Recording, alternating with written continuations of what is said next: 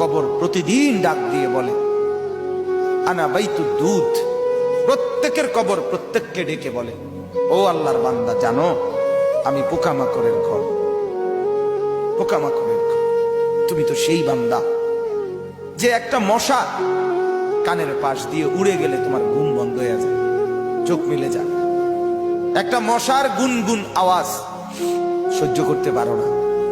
একবার কয়েল, একবার অ্যারোসল, একবার মশারি, এরপরেও তুমি চাও যে একটা মশাও যেন আমার কানের কাছে গুনগুন না করে।